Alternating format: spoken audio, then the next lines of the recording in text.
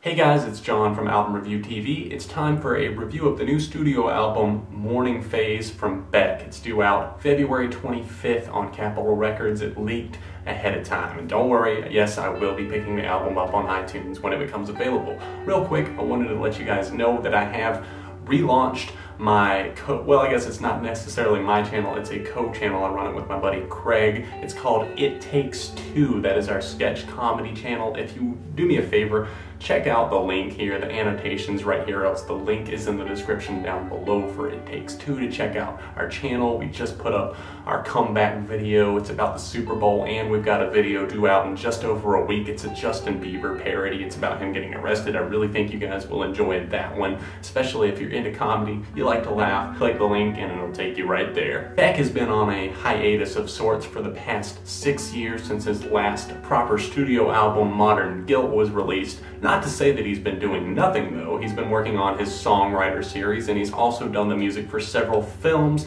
and worked with other artists for their films and that sort of thing. Beck decided to make this record, Morning Phase, a follow-up to his early 2000s record, Sea Change. So he's kind of, as he described, harkening back to the stunning vocal harmonies, light and airy moods, the total change of pace, the lighter side of things that Sea Change brought. Initially, I never got the hype around that record. I never did, and at first, on this new record, Morning Phase, I did not either. And it's just something that you really have to listen to more carefully and hear more and more in order to truly fall in love with it, or fall, for most of its charm. I don't think that this album is necessarily stunning or anything that's just amazing and doing all these crazy new things in music or trying new things, but I do think it's a really cool side of Beck, a more honest side, a more vulnerable side, and a lighter side that we don't usually get to hear in the more zany and experimental records. Even though I really love those probably even more,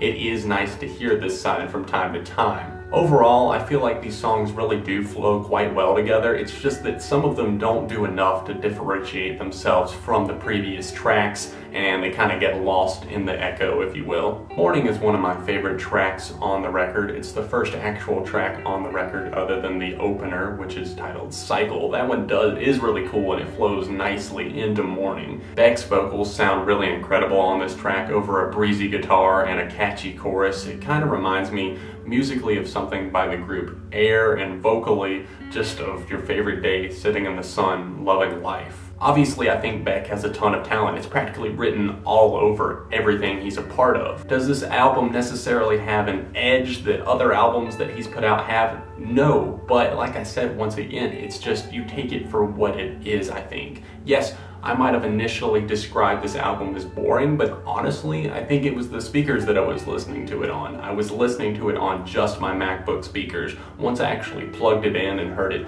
on my good speaker system that I have, I was hearing everything that this album had to offer. There was so much there. The keys, the synths, that don't necessarily show up as often as the acoustic guitars. It's just that when they do show up, or even the string sections that are done by his father, it's just incredible when they do show up. The guitars on this record aren't incredibly complex. They're strictly acoustic and stripped down, with airy vocals and harmonies flowing through you like a gentle breeze. The album is probably going to please anyone who is a fan of Sea Change. Some people are going to say it's his best work to date. Some people are going to say that he's not in his prime anymore. He's, losing it. And others, like me, are just going to see it as a good record, another good installment into Beck's music catalog. Blue Moon was the first track released from this record in January, and it hasn't been that long at all. Right after that, the album leaked. The track immediately struck a good chord with me with its relatable lyrics, including the opening line, "I'm so tired of being alone." Beck's vocals are honestly the best thing about this track, and probably the entire album in my opinion. The harmonies on this track are simple but on point, and the southern light rock feel and airy synths make this a mesmerizing listen from start to finish. Hard as a Drum is another really solid track with solid piano and guitar work that really shows Beck opening up here with his feelings on tape, so to speak. Unforgiven is a track that almost seems like fog lifting off of the street after a light rain. Honestly, this record for me and even this song are very atmospheric. I don't know if that makes sense to you when I describe that, but it just, for me, it feels like a moody record. It's one that you listen to and it hits home more so with you when you're in a certain mood. When I listened to this record initially, like I said, I didn't find it that enjoyable, but when I got in the right setting, the right mood, I got home and it actually worked out that it was a rainy day the more and more I heard it, and then it kept raining the next day and I'm still listening to this record. It just really struck a chord with me even more. Waves is sort of an odd but beautiful track, if that makes any sense to you. It doesn't completely hit home with me, but it is something that I can definitely appreciate.